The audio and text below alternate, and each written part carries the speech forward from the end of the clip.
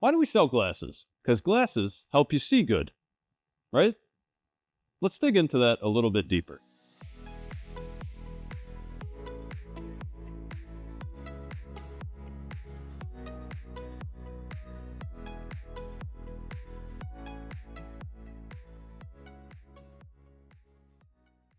When you wear glasses, the goal is usually to see 20/20. 20/20 is this magical perfect vision where you can see clearly 20 feet away, and that's what your refraction is all about. That's all those ones and twos that you chose. That's to get you to perfect vision.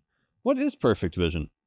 This is a view of an eyeball, and there's this magical spot on your eyeball called the fovea right about there, or right about there.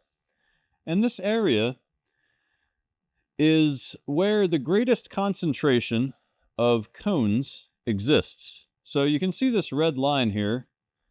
In the very, very center, there's a massive amount of these cones, and then it goes down real quick. Real quick.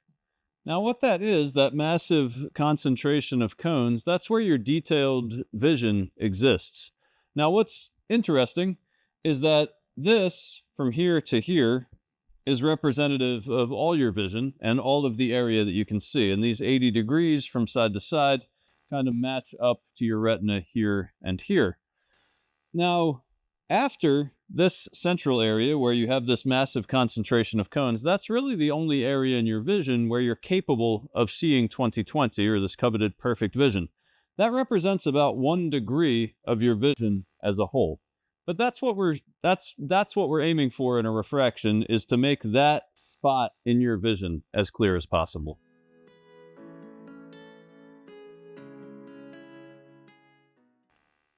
Why do you want perfect vision? Well, why not? I mean, when you're driving, when you're looking far, it's good to be able to see street signs. It's good to be able to see the details of the world around you. Quite honestly, every now and then, I find it completely overwhelming, and I just go a day without glasses, because there's so much cool, interesting, highly detailed stuff out there that sometimes just overtakes me. So perfect vision, it's great for driving, it's great for seeing the world around you, but if it's too much, you can take your glasses off.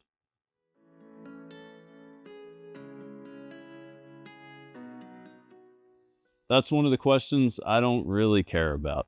That is above and outside of my pay grade. And if you really want to dig into the why, there's all kinds of stuff about that, about how your cornea can become misshaped, about how your lens can get jacked up, your retina jacked up, all that stuff. It wanders into the realm of biology, which often causes me to dry heave. So I stay away from that. But ultimately, the goal is you have vision that's impaired, and glasses can help you see clearly.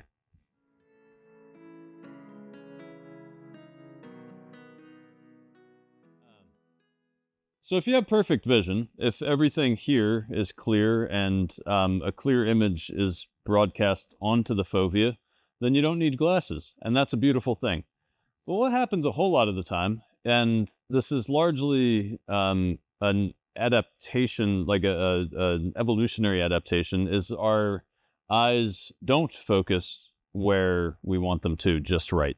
And what glasses do, so I'm just going to draw on here. So right here, you have light incoming, and what happens is that light comes in, and then after it goes through these, it kind of goes really sharply in the opposite direction. So it crosses, and this cross point, it's more like here, but this cross point's called the nodal point.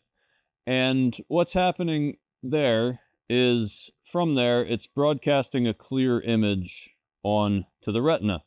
Now, when it doesn't broadcast a clear image onto the retina, everything else is jacked up the same, though it's not quite as noticeable as it is in this area where the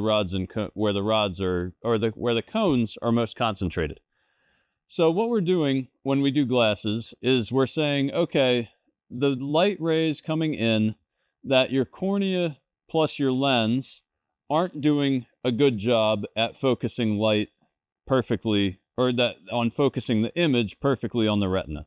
So what we're going to do is put a lens here and adjust the incoming rays either inward or outward so that the system of the lens plus the cornea plus the crystalline lens creates an image clear on the retina.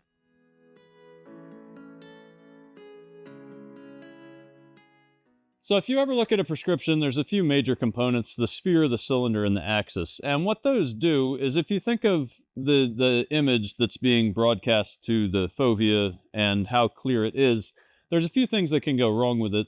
One is it can be too big or too small. The other is that it can be kind of warped in one direction or another. So the sphere, the cylinder, and the axis are designed to redirect the incoming light here so that it offsets any errors of curvature that exist in the cornea, the lens, or the shape of the retina.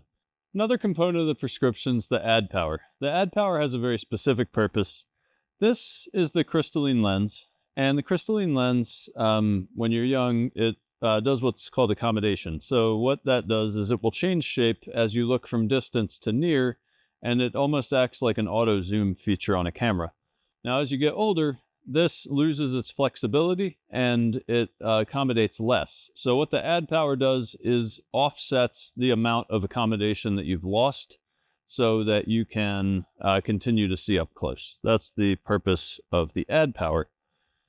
The other component that you might see in a prescription is called prism. So normally when we're dealing with ophthalmic lenses, we're dealing with refocusing light. So when you refocus light, if we put light through a lens, what's going to happen is that light bends towards a specific point or away from a specific point. So as you can see, this would be, if it was a plus lens, it would focus light towards a specific point and bend it inwards. If we compare that to what prism does, prism doesn't focus light, it redirects light. So the light would go in parallel and come out parallel as well.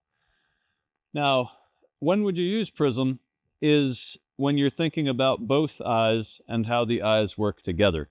Now, if you zoom way in on my face, you'll see that one eye's a little bit higher than the other. Now, what that means is that inside my brain, I'm getting two images, and one image is a little bit higher than the other image. Now, my brain really has no problem stitching those two images together.